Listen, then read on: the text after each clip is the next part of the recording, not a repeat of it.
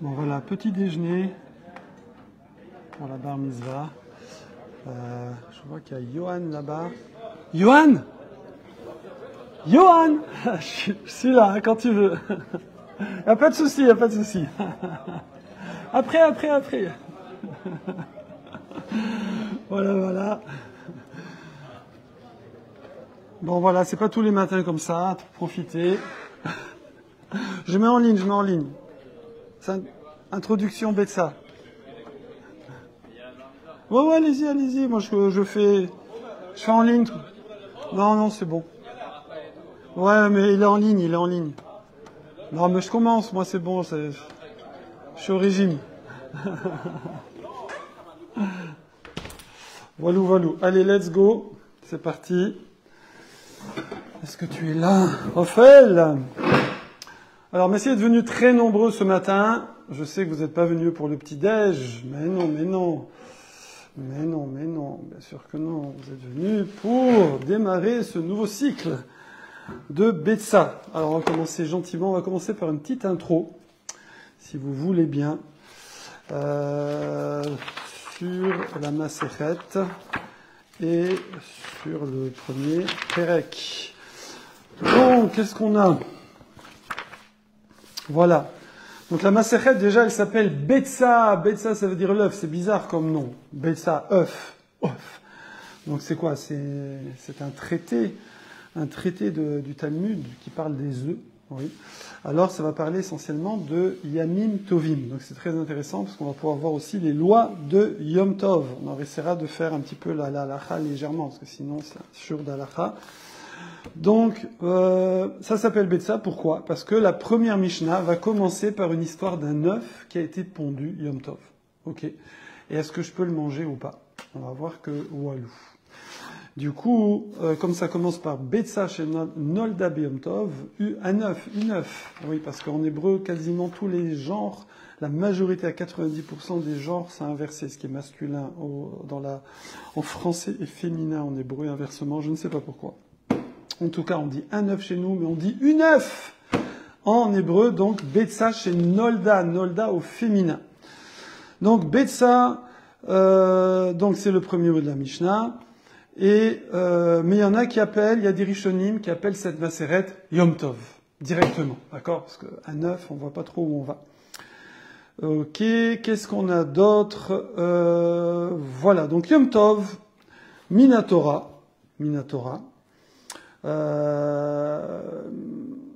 Pendant les 6 jours, Kol Echad Mesheshet Ayamim Abaim. Donc, c'est quoi les jours de Yom Tov? On a le premier jour de Pessah. On a le 7e jour de Pessah. Bravo. On a le jour de Shavuot. Alors, je dis le parce qu'en Eretz, normalement, de base, c'est un jour à chaque fois. Nous, on double. Ensuite, il y a Yom Rishon Shel Rosh Hashanah, qui est Minatora. Après, nous, on fait pas le distinguo, évidemment. On dit que c'est un long jour de 48 heures, puisque même en Eretz, ils font 2 jours. Ensuite, il y a le premier jour de Sukkot. Et pas le 8e jour de Sukkot. Enfin, pas le 7e jour, pardon, parce que c'est 7 jours Sukkot. Pas le 7e jour de Sukkot, c'est pas comme Pessah. Moi, pendant longtemps, j'ai cru ça dans ma jeunesse, et il y a beaucoup de gens qui le croient encore. Ils croient que, comme à Pessah, genre, le premier jour, c'est Yom Tov. Le dernier jour, c'est Yom Tov. Et au milieu, c'est Chol HaMoed. D'accord? Demi-fête, les jours du milieu. Alors, on dit pareil à Sukkot. Premier jour, c'est Yom Tov. 7e jour, c'est Yom Tov. Et au milieu, c'est Chol HaMoed. Ben non. Pourquoi? Parce que le Yom Tov du 7e jour de Pessah ne vient pas, si on peut dire, du fait qu'il y a Chol HaMoed, que c'est la fin de Yom Tov. C'est c'est du fait qu'il y a eu Kriyat Yam Souf. La traversée de Yom Souf, le 7e jour. C'est ça qui a fait que c'est un jour de Yom Tov.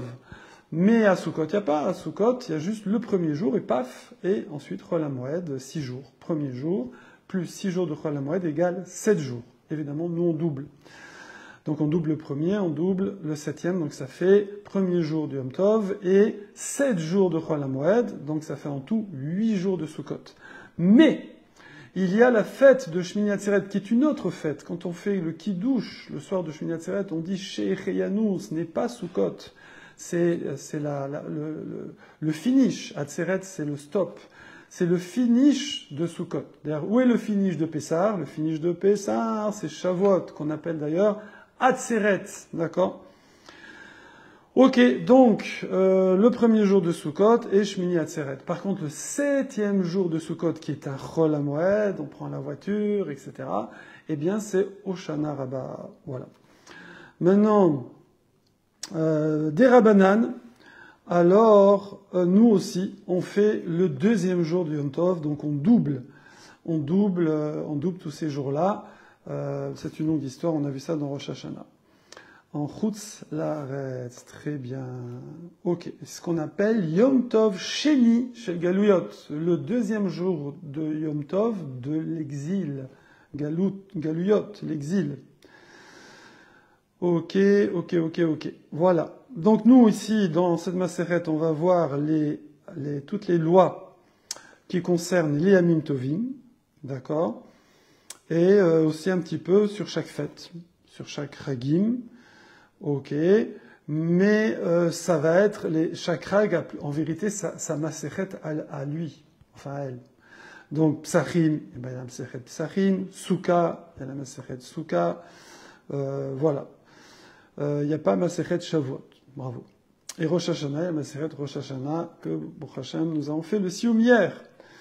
Donc tous les jours de Yomim Tovim, donc les vrais, ça veut dire pas Chol HaMoed. La moed, on verra, c'est spécial.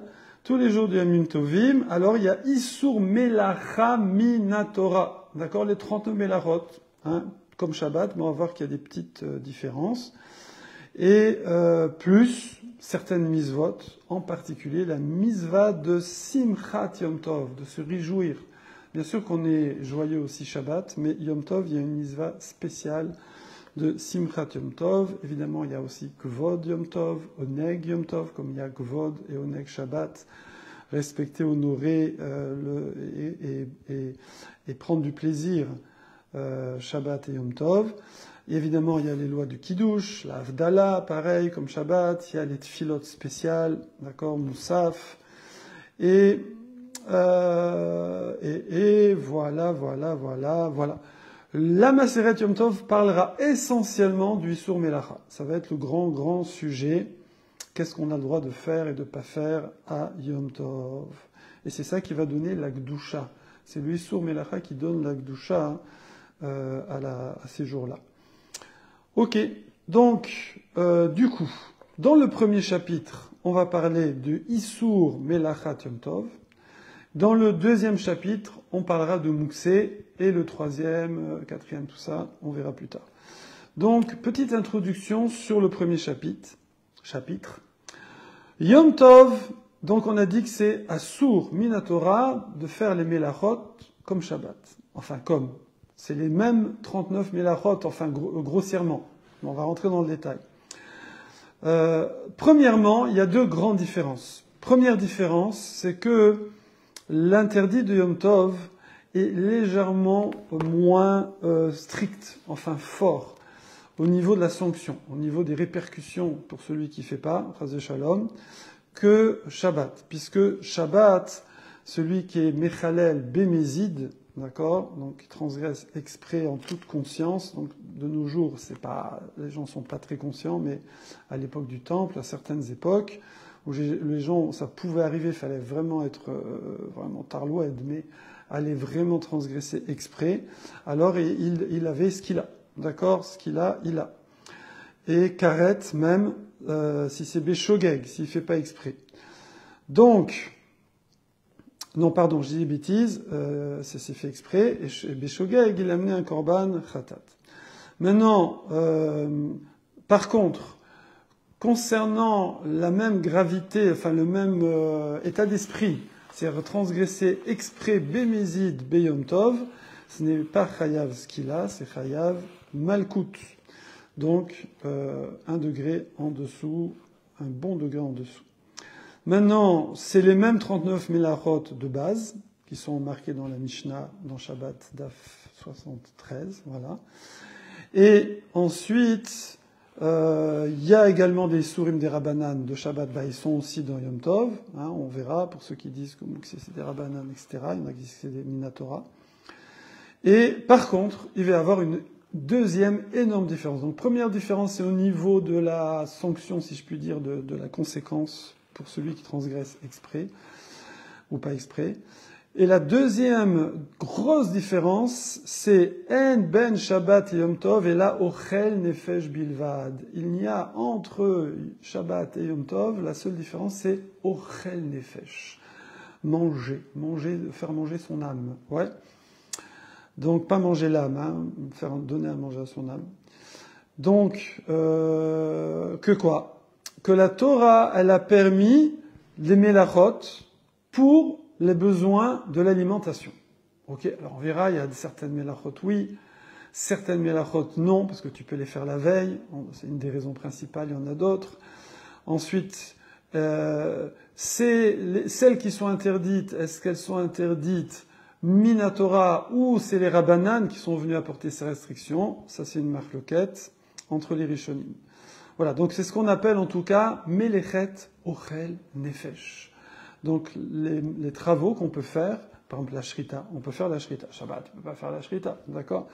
Eh ben, comme ils n'avaient pas de frigo, et donc si tu fais la shrita avant Yom Tov, ta viande va, ok, alors tu peux faire la shrita le jour de... Tu peux cuire aussi, évidemment pas allumer une flamme, ça tu peux allumer avant, mais tu peux cuire pendant Yom Tov, comme on le sait. Donc ça s'appelle Melachat Ochel Nefesh. Et après, il y aura le principe de mitor. Ça veut dire, puisqu'on a permis Ochel Nefesh, donc par exemple, on a permis de porter de la nourriture, donc je peux amener de la nourriture de, je sais pas moi, de chez le beau-père, chez le gendre, ouais, pourquoi cet exemple? Ou le contraire. Mais du coup, je vais pouvoir aussi apporter mon sidour, d'accord, à la synagogue, mais je vais pas le manger. Donc ça aussi, cette extension à des mélachot qui ne sont pas permis de Shabbat, mais qu'on peut faire Yom Tov, alors qu'il n'y a pas de consonance alimentaire dedans, hein, porter un sidour, ça n'a rien à voir, eh bien on verra d'où ça sort. Donc ça s'appelle mitor chez Outra les Tzorer, Outra chez les Tzorer. Du fait qu'on a permis pour le besoin de manger, alors la Torah aurait permis aussi certaines choses, pas pour manger, évidemment, mais attention, il faut que ce soit toujours pour le besoin du Yom Tov. D'accord? C'est pas genre, on n'en profite pas pour amener des affaires pour le dimanche, pour le lendemain, après Yom Tov. Comme ça, c'est sur place et tout, c'est pratique, ça m'évitera. Voilà. Donc, il faut que ce soit pour le besoin du Yom Tov. Également, on ne peut, par exemple, cuisiner que pour un Yehudi. Et même, ça va même jusqu'à certains korbanot, qui sont préparés pour Hachem, d'accord? Ça s'appelle les Sorer Gavois, qui sont entièrement brûlés. Alors, c'est une discussion. Est-ce qu'on peut les faire Yom Tov ou pas? Puisque personne ne va en manger. Ça va être brûlé sur le Mizbeach. C'est tout pour Akadosh Baruch Hu. Voilà l'intro. Donc, on passe maintenant à la Mishnah. La Mishnah. On va faire de la Mishnah. Je vous ai raconté cette blague. Enfin, c'est pas une blague, c'est un maasé qui m'avait marqué dans ma jeunesse. D'un papa qui disait à son fils, c'était Shabbat après-midi. Le fils, il était comme ça.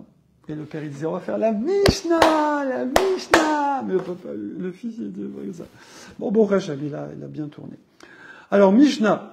Betsa Shemna Beyom Tov, Bet Shammai Omrim, Bet Shammai toujours plus strict que Bet Hillel, et là ils disent Teachel, waouh, tu manges, tu fais l'omelette, d'accord? Donc tu arrives on se le vit, hein.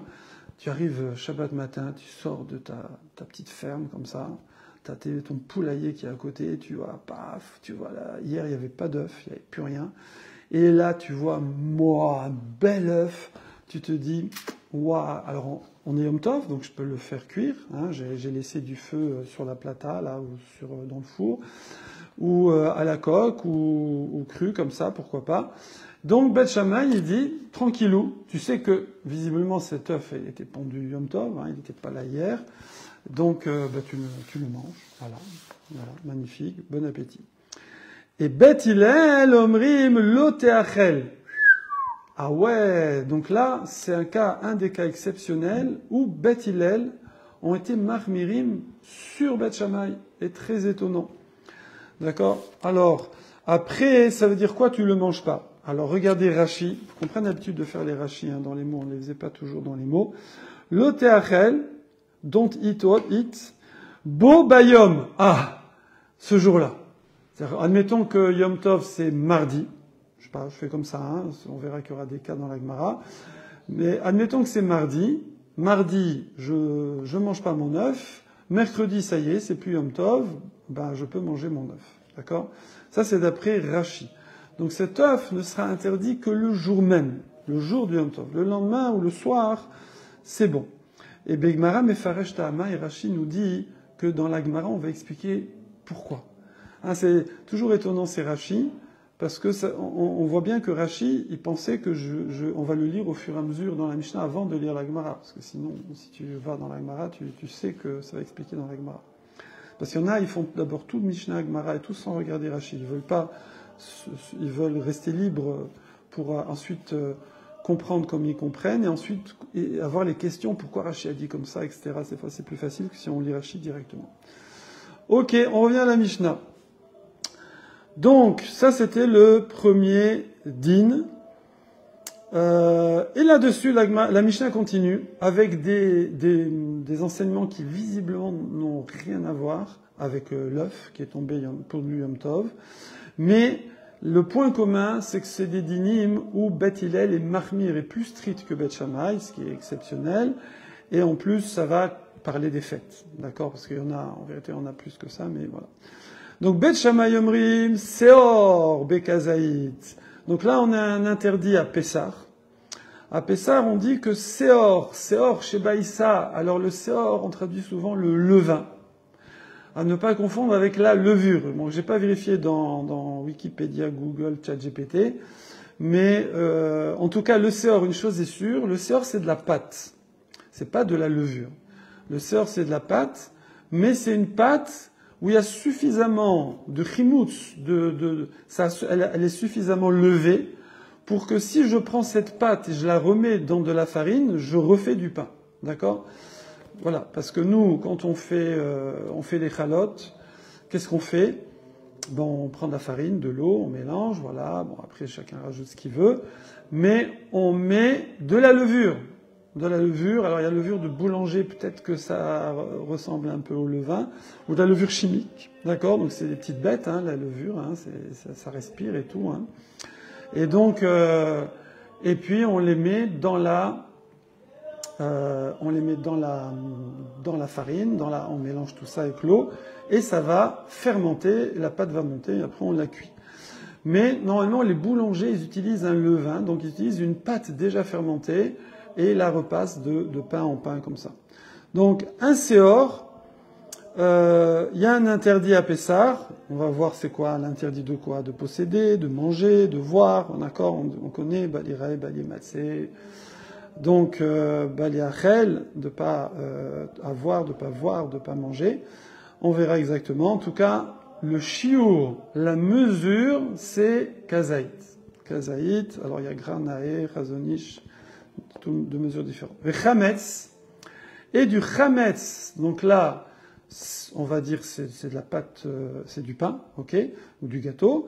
Vechametz bechtotevet, bekatotevet. Ça c'est l'interdit. Alors c'est le volume d'une date. Le volume d'une date. Alors ouais, ça on utilise moins, d'accord. C'est un petit peu moins que kabetza. Donc nous on a deux mesures qui sont très connues. C'est kazaït. Kazaït, alors voilà, souvent on dit 27, 28, 28,8, il y a plusieurs chitotes, soit en grammes, soit en centimètres cubes. Alors normalement c'est plutôt un volume centimètres cubes. Et chazonish, c'est 50 centimètres cubes. Ouais, c'est beaucoup plus. Ouais, ici qu'est-ce qu'il met? Voilà. Voilà. Ok. Et il y a d'autres mesures. Ça, c'est kazaït. C'est le plus petit des trois. De kazaït, kakotevet et betsa. Betsa, normalement, c'est censé être le double. Donc on est sur du 57,6 pour Granae. Et on est sur du 100 grammes ou 100 centimètres cubes, puisque c'est l'eau, la densité de l'eau c'est 1, pour le chazonish. Ok. Et entre les deux, on a Kakotevet. Alors là, il ne donne pas de mesure exacte, mais c'est un peu moins que Betsa. C'est marqué ça dans la Masechet Yoma, sur Kippour. D'accord? Voilou. Très bien. Donc, on reprend. Le levain, c'est plus chametz que du chametz, si je puis dire, que du pain simple. Donc, du levain, il y a plus de pouvoir de fermentation que dans du pain. Du coup, l'interdit du séor, du levain, c'est kazaït. Alors que celui du chametz, c'est un petit peu plus, puisque c'est un peu moins que Betsa, qui lui-même est le double de kazaït. Ok? Donc ça, c'est le deuxième halakha, où on voit que Bet Hillel est plus strict que Bet Shammai. Maintenant, troisième din, c'est Ashochet Chaya Veof. Quelqu'un qui fait la shrita d'une bête sauvage, un cerf, bon, ça se fait pas trop maintenant, mais voilà, il a attrapé des cerfs avant Yom Tov, parce qu'on peut pas chasser, par contre, Yom Tov, on verra. Donc il a dans un parc son cerf qu'il a attrapé, et il va lui faire la shrita pour faire un barbecue le jour de Yom Tov, manger du gibier. Alors c'est kasher, ouais, le cerf, même si, bon, j'en ai jamais mangé. Alors chaya, ça c'est chaya, ou off. Off, bon, en général c'est du poulet, ou du dindon, ou je sais pas, de la caille, des petits oiseaux, ce que vous voulez. Alors, contrairement aux autres animaux qui sont domestiques, les 4 pattes domestiques, donc chèvre, cabridé, ovidé, mouton et bovidé, taureau, vache, etc., les animaux domestiques, quand on fait la shrita, point à la ligne, c'est tout, il n'y a rien à faire. Par contre, chaya veof, il y a une misva supplémentaire avec une bracha qui s'appelle kisuidam. C'est-à-dire qu'il faut prendre de la cendre, de la terre, et il faut avec une pelle comme ça, et la mettre sur le sang de la shrita. Donc c'est spécial, c'est une misva supplémentaire. Et ben ça, alors la shrita elle est permise, Yom Tov, on l'a dit, pour manger frais, ouais. Mais par contre, Bet Shammai Omrim Yarpor Bedeker. Donc il peut, oh là là, je viens de trouver un truc, Black Decker, les outils sponsorisés. Alors Decker c'est une pelle, oui. Donc il peut creuser avec la pelle, oui. Veillechasser, et il couvre. Ouais, parce que normalement on creuse pas avec une pelle Shabbat, évidemment. Et là Yom Tov non plus. Mais là c'est pour, si je veux manger le cerf ou le poulet, je suis obligé de faire la shrita. Et si je fais la shrita, je suis obligé de faire kisuidam, de couvrir le sang. Et pour faire kisuidam, il faut que j'aille chercher de la terre avec ma pelle. Donc, c'est pour ça que c'est permis d'après Bet Shammai. Par contre, Bet Hillel, il dit, walou, lo yishrot, non. Tu peux pas faire la shrita de Chaya Veof, si ce n'est, et là, seulement s'il a préparé de la terre, de la poussière comme ça, de la terre, mibeodium, avant Yom Tov, pour pouvoir couvrir le sang. Donc il ne peut pas creuser, il ne peut pas s'en faire une pelle, pendant Yom Tov. Il doit avoir ça tout prêt la veille. Ok? Par contre, modim, Sheim Shachat. Donc, si jamais maintenant quelqu'un, il a pas préparé la terre, et il a oublié, il savait pas, et donc il a fait la shrita, bingo, voilà, du poulet ou de la chaya, de la bête sauvage, du cerf. Alors là, tout le monde est d'accord. Donc c'est qui tout le monde? Évidemment, c'est Bet Hillel qui va être d'accord que chez Yarpor Bedeker Veyechassé. Alors là, il n'y a plus le choix. là, il va pouvoir couvrir.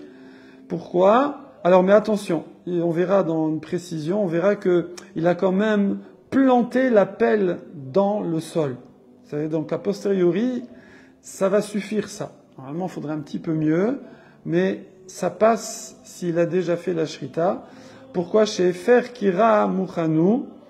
Parce que... Ah oui, bon, point. À part ça, alors oui, c'est un peu bizarre, parce qu'on a l'impression que c'est la raison, alors que Efer, c'est pas Afar. D'accord? Efer, c'est la cendre. Et Afar, c'est la terre, la poussière.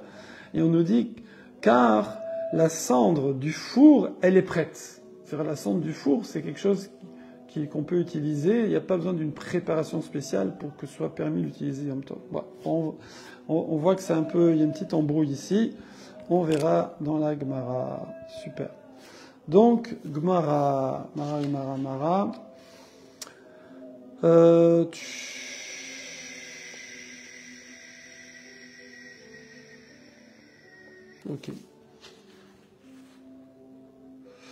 Ok, alors il y a une petite intro là, peut-être qu'on l'a fait. Ouais, je crois qu'on l'a fait parce que ça va nous aider par la suite.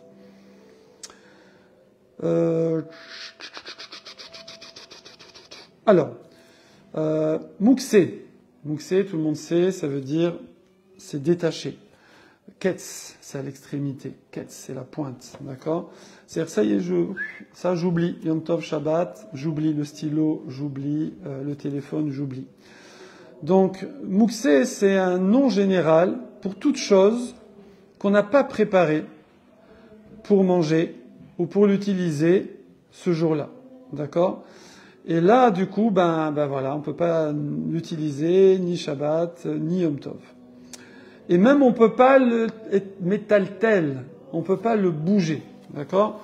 En vérité, bon, il n'y a aucun intérêt. On pourrait le toucher, hein, c'est pas interdit, ça brûle pas. Mais par contre, il faut pas le bouger. D'accord? Tiltoul. Alors après, on verra qu'avec un chinouille, des fois, si on a besoin, il y a différents types de mouxé, il y a différentes façons de le déplacer. Voilà, ça, on verra. En tout cas, de base, c'est ça, mouxé. Ok? Pourquoi? Parce que c'est quelque chose qui est sorti. C'est à la pointe. C'est à la pointe, genre, c'est loin. C'est sorti de son esprit parce que c'est quelque chose qu'a priori il va pas utiliser. On va pas utiliser un stylo puisque j'ai pas le droit d'écrire. Donc du coup, il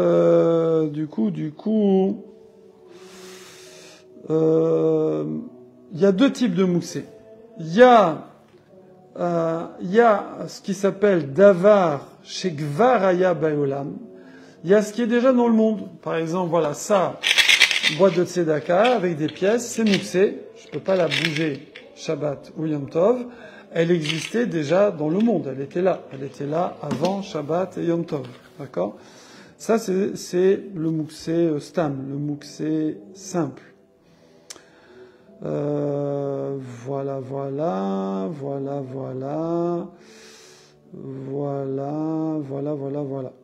Maintenant, il y a un autre type de mouxé qui est un peu spécial.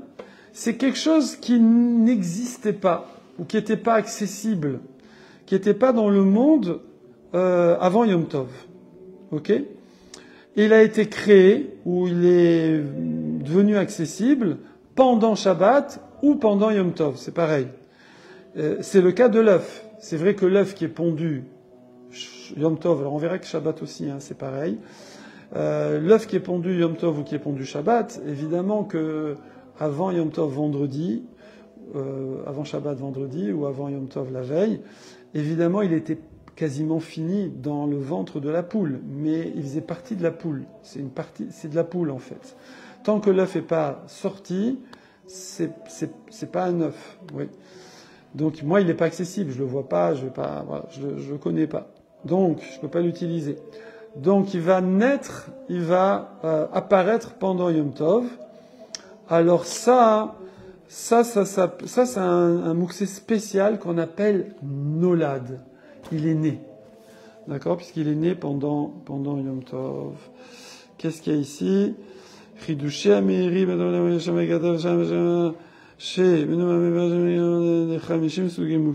vérité, il y a 5 sortes de mouxé. Ok. Ou shelo leshtamesh beguf amrisei beyadayim. Ok, ok, super. Alors, donc, ça c'était l'intro. Alors maintenant on y va, Gemara. Alors la Gemara, elle va prendre du temps là. Hein. On est parti pour un petit moment pour essayer de comprendre de quel œuf on parle. Ben, d'un œuf de poule, a priori, merci. Mais surtout de quelle poule, hein, puisque le statut de l'œuf va dépendre du statut de la poule. Donc, Bemayaskinan, de quoi que c'est-il qu'on s'occupe? Au sec, à souk. De quoi on s'occupe? Occupe, c'est presque les mêmes lettres que à souk. Hein. Bon, Raphaël te moque pas. Bemayaskinan, de quel type de tarnégolet? Tarnégolet, ça rigole. Ouais. Alors, ilema. Alors, vous savez, quand on dit ilema, c'est si tu veux dire. Ça veut dire, ça va, il n'y a pas de chance, pas de forte chance que ça tienne. On procède un petit peu par élimination.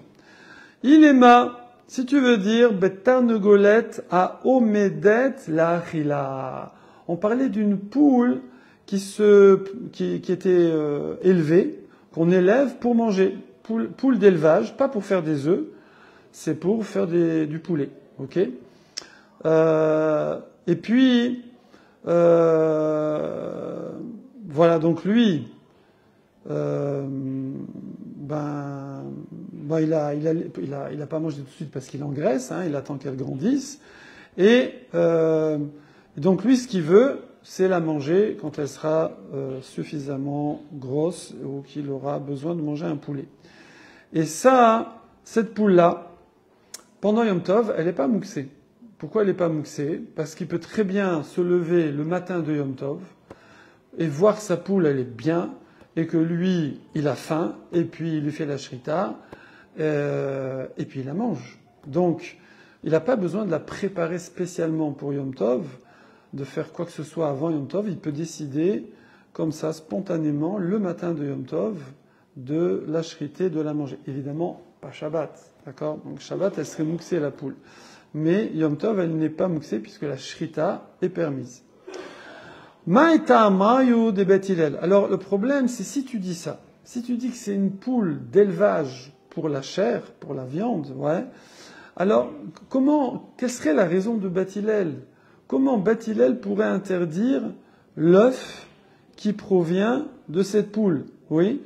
Du fait que l'œuf, hein, même quand, évidemment, tant qu'il n'est pas sorti, je le vois pas. Bon, bien que des fois, il va faire la chetée de la poule et trouver un œuf dedans. Bon, ça, c'est pas notre sujet, puisque ce sera comme de la viande de poule, c'est pareil. Mais si elle est sortie, c'est vrai que l'œuf est sorti, mais c'est considéré comme une cuisse de poulet, si vous voulez. D'accord? C'est un morceau de la poule. Et bien qu'elle s'est séparée de la poule maintenant. Alors que la cuisse de poulet, tant qu'on ne fait pas la shrita, elle ne s'est pas séparée de la poule. Donc même si l'œuf est sorti, c'est comme si elle perdait une patte. Et comme si la poule est cachère, si la poule je peux faire la shrita à manger en top, je peux manger l'œuf. Donc l'œuf, on voit pas pourquoi Bet Hillel l'interdirait, on voit pas. Donc uchla de ifrat ouf. Ça s'appelle que c'est un aliment. Uchla, c'est en araméen, c'est une expression araméenne. Uchla ochel, ouais. Des ifrat ou qui s'est séparé comme un membre qui se sépare, comme quelqu'un il fait la shrita d'un poulet et puis il lui prend une patte et il la mange, la cuisse de poulet. Eh bien c'est pareil. Quand il mangerait cet œuf, c'est comme s'il mangeait une cuisse de poulet, donc il mange un œuf du poulet, mais qui vient du poulet, qui a le même statut que le poulet, et donc, puisque ce poulet, il est pas mouxé, il est mangeable Yom Tov, l'œuf est mangeable Yom Tov. Et là, alors, ça peut pas être ça. Ça peut pas être ça. On peut pas parler ici d'un poulet, enfin, d'un œuf pondu par une poule. Ouais, alors je dis poulet parce que, en fait, c'est des poules, hein, ce que nous on appelle poulet. Et sinon, c'est coq, oui, qui ne pond pas d'œufs, comme tout le monde le sait.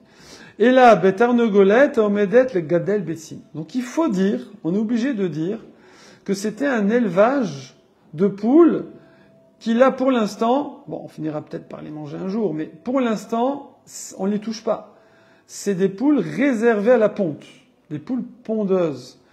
Et du coup, donc c'est Tarnogolette, Aomedet, qui se tient les gadel betsim pour élever des œufs. Voilà.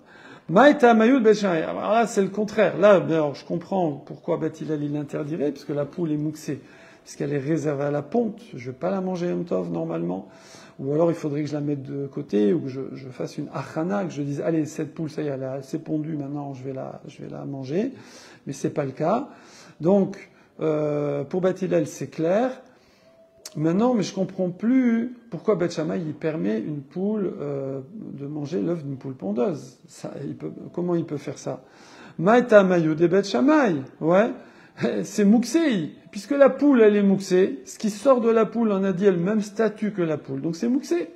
Donc cet œuf il est mouxé, comme sa maman, comme la poule, ok?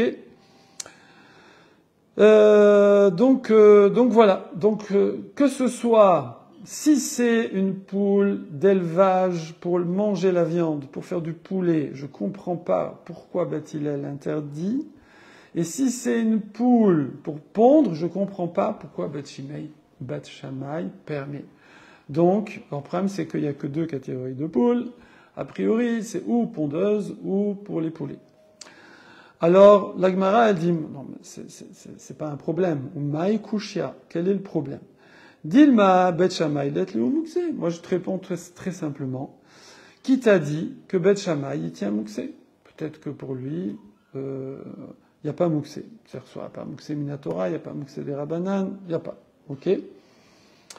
Alors évidemment, bon, dire qu'il n'y a pas du tout de mouxé, bon, non, ça, ce serait un peu compliqué.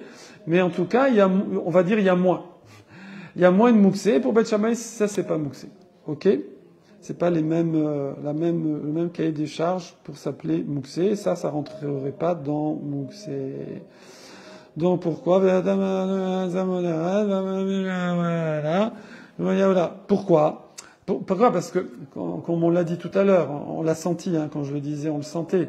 C'est que, ok, c'est des poules pondeuses, mais on va pas les jeter à la fin. On va les manger, d'accord? Alors après, ça s'appellera le coq au vin parce qu'elle sera un peu coriace, la poule, hein, elle sera un peu âgée. Et puis il faudra bien la faire cuire, mais rajouter un peu de vin pour ramollir tout ça.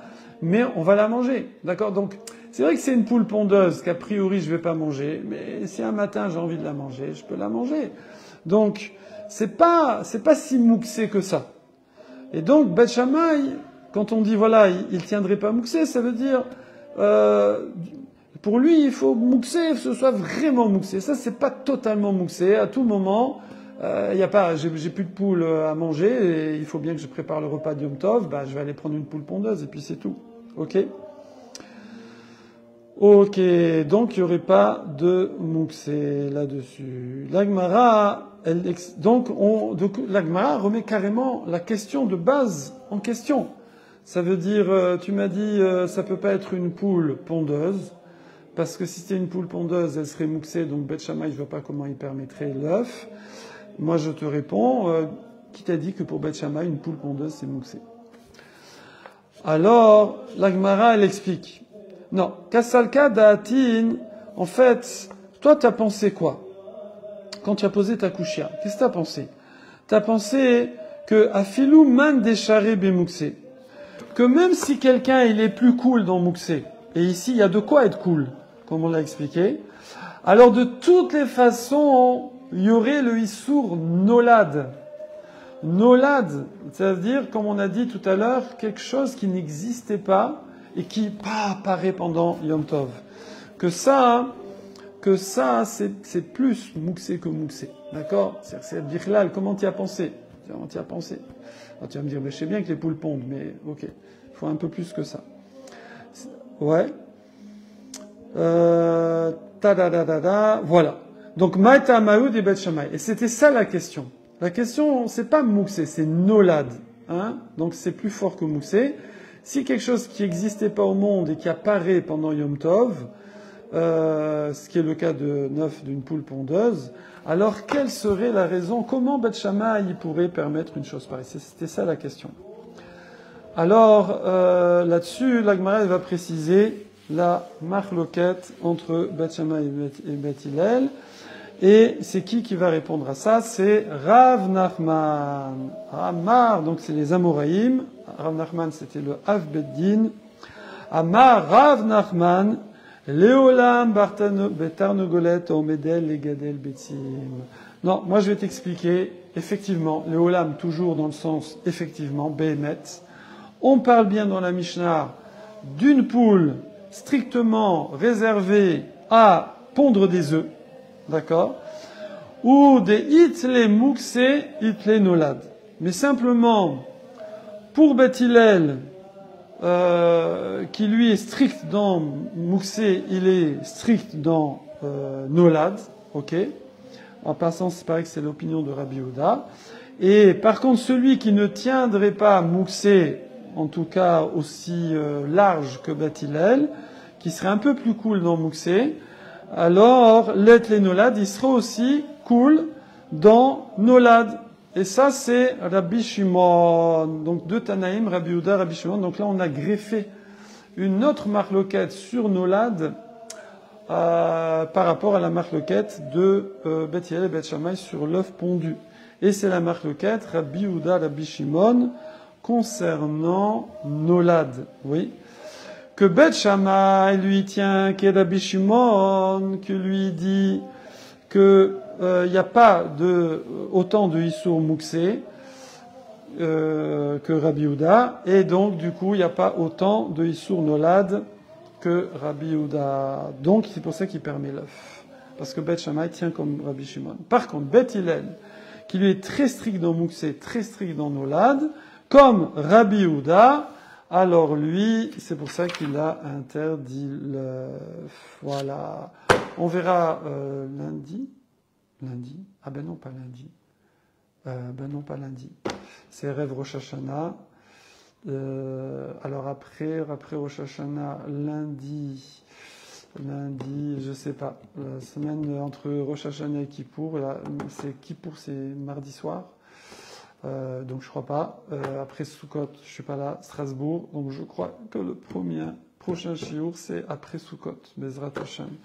Voilà. Chazak à vous. Shana Tova Metuka. Somkal.